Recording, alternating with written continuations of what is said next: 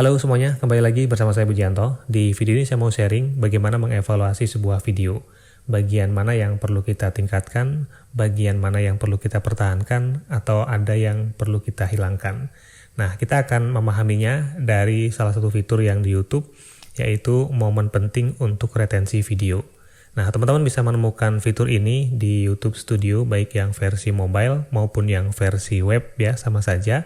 Ada di menu analitik, kemudian ada di tab konten. Nah, kalau kita lihat di sini, scroll ke bawah ada bagian momen penting untuk retensi penonton. Nah, di fitur ini kita akan memahami ya seberapa baik momen-momen dalam video kita, sehingga itu bisa kita pertahankan kalau yang baik, dan bagian-bagian yang mengalami penurunan itu bisa kita hilangkan. Di sini ada 4 kategori momen yang dicatat oleh YouTube ya, yaitu ada bagian intro, kemudian ada momen terbaik, ada lonjakan, dan penurunan. Saya akan jelaskan satu persatu apa yang dimaksud dengan intro, momen terbaik, lonjakan, dan penurunan. Yang pertama untuk intro ya teman-teman. Kalau kita klik intro di sini, maka video di sini akan diurutkan berdasarkan intro terbaiknya.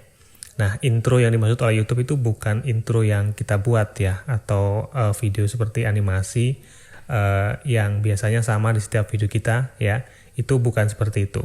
Yang dikategorikan sebagai intro oleh YouTube adalah bagian 30 detik pertama. Apapun isinya itu disebut dengan intro. Nah, video-video dengan intro yang di atas standar ya, momennya baik di atas standar, itu video yang bisa mempertahankan penonton hingga lebih dari 50% di 30 detik pertama. Nah, ini beberapa video saya yang mendapatkan intro 68%, 65%, dan seterusnya ya.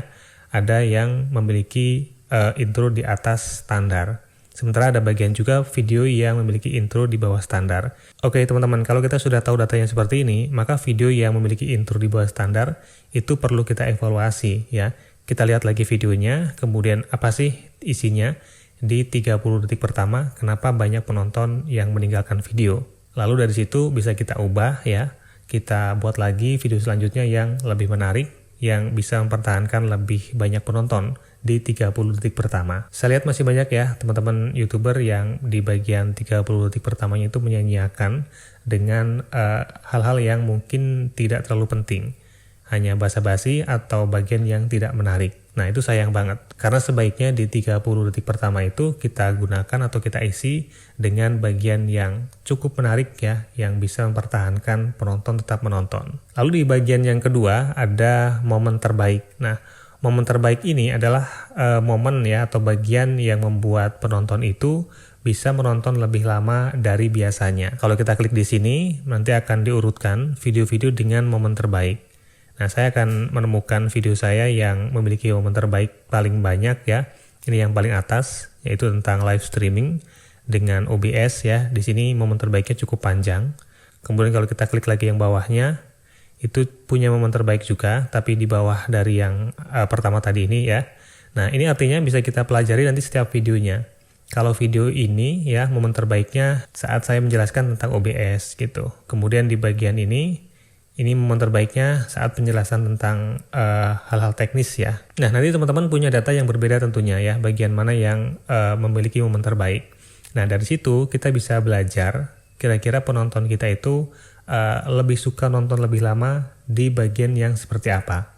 Kalau seperti video saya ini, misalnya saya melakukan hal-hal teknis ya, atau pengaturan teknis tentang OBS, itu memiliki momen terbaik. Dengan begitu, mungkin saya akan teruskan nanti membuat video yang lain gitu ya, akan memperbanyak hal-hal yang menjelaskan seperti ini. Nanti teman-teman bisa sesuaikan saja dengan data yang diperoleh ya di channel teman-teman masing-masing. Kira-kira di bagian momen terbaiknya yang panjang itu yang lagi ngapain gitu. Kalau misalnya channel masak ya saat lagi ngapa ya, saat meracik bumbu atau saat proses makan-makannya gitu ya, atau proses mencari bahannya dan lain sebagainya. Misalnya video tentang mancing, nah momen terbaiknya tentang yang bagian mana? Bagian saat pertama kali melemparkan umpan, atau bagian saat strike ya, dan lain sebagainya. Jadi pinter-pinterlah di sini kita memahami momen terbaik video kita, kemudian bisa kita ulangi atau kita terapkan di video-video selanjutnya. Lalu di bagian lonjakan. Nah, lonjakan ini momennya nggak terlalu panjang biasanya, tapi dia meningkat ya. Di sini grafiknya meningkat, walaupun nggak terlalu panjang tapi meningkat. Nah, ini apa sih yang bisa membuat penonton melonjak di bagian ini? Ini juga bisa kita pelajari lagi, teman-teman. Biasanya di sini ada hal yang menarik atau hal yang perlu perhatian khusus ya. Jadi ada penonton yang mengulang-ulang di bagian ini. Ini seperti momen terbaik tadi ya. Kalau momen terbaik tuh biasanya panjang, tapi kalau lonjakan tuh hanya sedikit, tapi cukup tinggi lonjakannya. Dan itu juga bisa kita ambil, kita pelajari, kenapa di sini bisa melonjak. Dan yang nggak kalah penting ya, ini bagian penurunan.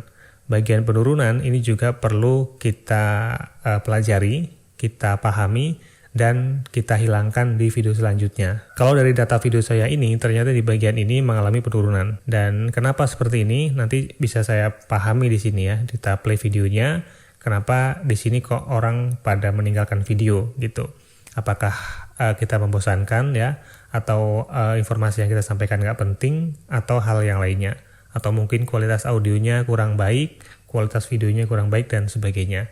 Nah, teman-teman semuanya bisa memahami, bisa mengevaluasi dari data yang diberikan oleh YouTube ini. Nah, data ini penting banget ya untuk mengevaluasi sebuah video. Kalau kita bisa memahaminya, kemudian bisa memaksimalkan dengan informasi ini, maka di video-video berikutnya kita bisa membuat video yang memiliki retensi yang lebih bagus. Seperti kita ketahui, kalau retensinya bagus ya, penonton bisa bertahan lama di video kita, maka performa video kita pun akan meningkat. Karena pada dasarnya YouTube itu paling suka dengan video yang ditonton lebih lama. Ya, YouTube suka penontonnya itu lama-lama di platform YouTube ya, sehingga akan muncul banyak iklan di situ dan tentunya penghasilan YouTube akan meningkat. Prinsipnya sebenarnya sesederhana itu ya. Oke teman-teman, jadi seperti itu ya bagaimana kita bisa memanfaatkan data momen penting retensi video ini untuk mengevaluasi video kita. Ya, semoga bisa dipahami dan bisa dimanfaatkan sebaik mungkin hal ini untuk meningkatkan performa video kita selanjutnya. Terima kasih sudah menonton dan sampai jumpa di video saya selanjutnya.